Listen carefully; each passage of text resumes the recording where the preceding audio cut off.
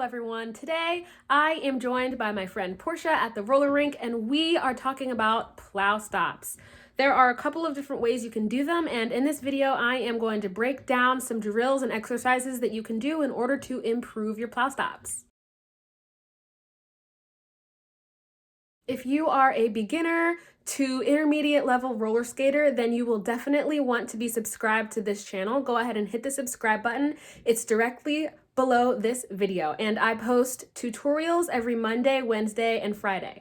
The first drill that I recommend you practice in order to get those plow stops going is to practice getting low.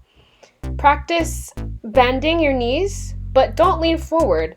Bend down in a way as if you were sitting in a chair. And one way that might help you is if you are up against a wall. This is us attempting it. See, even I'm bending forward a little bit,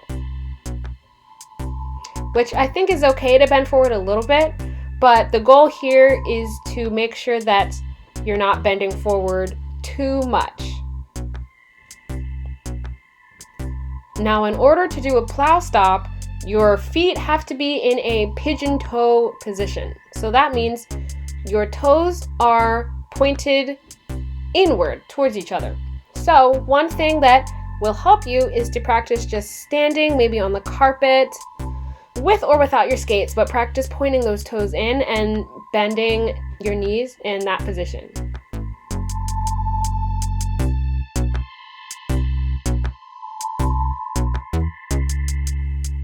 So there are a couple of different ways to execute the plow stop on roller skates. One way is to have your feet directly side by side. Another way is to have one leg be your supporting leg and then your other foot is stretched out a little bit in front in order to make you come to a stop. So with that being said, if you want to try the plow stop where one foot goes in front, you need to first be able to shift your weight and balance on one leg, because you will be shifting a little bit as you are going into the plow stop and pushing one foot in front. At this point, we are simply going through the motions of what our supporting leg and outside leg are going to be doing while we are in that plow stop.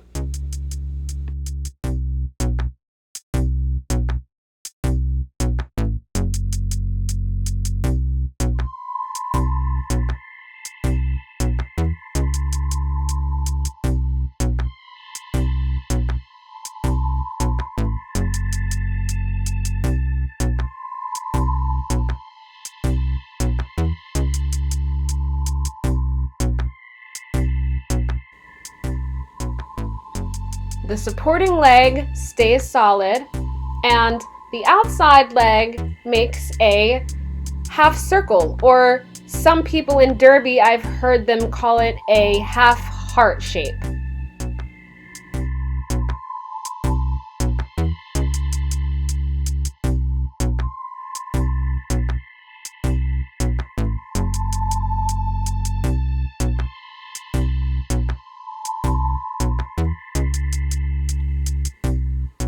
Something that helped me in getting my plow stops fairly solid is to be comfortable doing a bubble forward and backward. Now, you're not going to be plow stopping while skating backwards, okay? But the reason why this is going to help you is that if you're able to balance well enough to do the bubble, to do one bubble backwards and then forward and sort of go back and forth like that, you are more likely to be able to keep your balance once you're in that plow stop position. So right here, I'm just doing bubbles. Keep in mind that when you're doing regular bubbles, your edges are very important, right? So as your toes are pointed outward, your weight should be on your outside edges, and the bubble gets bigger. And when you want to make the bubble come smaller and bring your toes in, your weight needs to be on your inside edges. Okay? But the tricky thing with plow stopping is you can have your weight on your inside edges when your feet are pigeon-toed position. However, it's much better to have your weight on those outside wheels. So you have to train your muscles to work a little bit harder and always be aware of what edges you are using. Here's a closer up of some of the things we were doing on the carpet, except now I'm on the floor. So right here, I'm just practicing keeping my weight on one leg, on a supporting leg, and with the opposite leg, I am making half circles.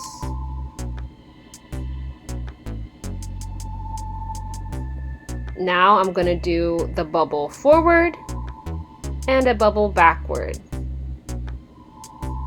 Skate backwards, skate forwards.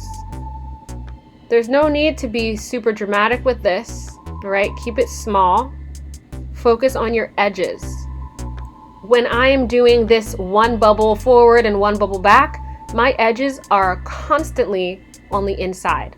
So right here, I always have my weight on my inside wheels.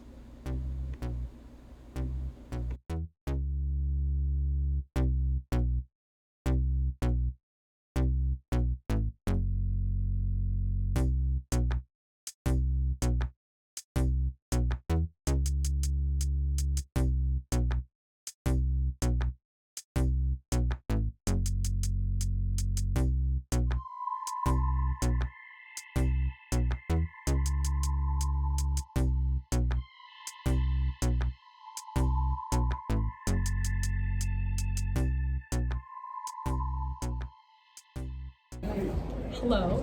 What is your name and huh? Shall I get you on the camera? Oh. Either one. I think I'll look at this you. look at me. Okay. So, All right. hello. Hi. What is your name and how long have you been skating? My name is Portia, and I started skating in like May, so before the summertime came, but not consistently. So I'm still a beginner, but yeah, because it hasn't been like a consistent thing. Like some days here, some days there, like or a whole month not at all. So Yeah, how often do you skate? well, during the summertime, maybe like 2 or 3 times a week, maybe. Like 1 week could be 2 or 3 times, the next week once. Like it varied, kind of depending on my mood too. Like yeah, I know have you heard the hashtag Moxie Skate Daily? no. So there's this thing, so I have Moxie Skates, right? And there's a hashtag Moxie Skate Daily where it encouraged people to skate every day. I tried it, but I kind of hated it because it was way too much pressure. And I'm like, I want to skate whenever I feel like. But yeah, don't feel the need to skate every single day, because it's just not feasible. Yeah, and that makes it like more so like a job or like that does sound as fun. It makes it a chore. It doesn't sound as fun. But I'm glad you're getting to skate though. I found a new At place. least a little bit. Yeah, this place. What is it? It used to be the Palace. Now it's Skateplex. It's awesome here. I love it. Yeah. What made you start skating? Like, well, pretty much I was just walking by a rink downtown at 15th and JFK, and I saw people skating. And at the time, I was busy. I was running errands. I didn't have the time that day. But now I'm like, you know what? I'm gonna come back and I'm gonna actually get out there and try. It looks fun. So the next day I did. I went. It was fun and scary, and I fell a lot, and I was holding onto the wall a lot, and I was just all over the place. But I just noticed like I had like the biggest smile. Even now, like just talking about skating, like. Because like, I was going through a lot. Like my aunt passed away in February this year, so it was just a lot. Like a lot going on, and like mental health, and like it was just a lot going on. And I found a love of skating that I didn't know until I tried. Like, and once I started it, I just, it's all I could think about. Yeah, a lot of people say that skating sort of brings them this sense of freedom and it does. And peace and joy. It's just skating is awesome. Like yeah. It's like my #1 hobby. Okay, I would have to agree 100%. I noticed that you were wearing some padding, like your elbow, well not elbow, your wrist guards and knee pads. That's great. Awesome. What would you say? Do you have any wise words to skaters who are beginners, who are sort of feel self-conscious about wearing gear inside of a rink? Honestly, like I got my pass like the end of July, and the rink I was going to, like you rarely saw people with wrist guards on. Like you rarely saw people with wrist guards. And at first, I would put them on, and then I would look around the other skaters, and I would feel subconscious to take them off.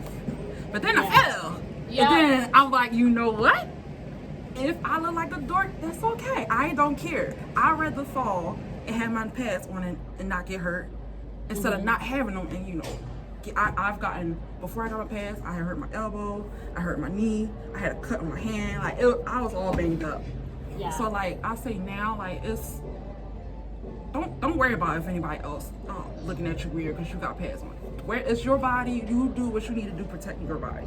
Safety first. Yeah, always. Safety first. Safety first. Okay.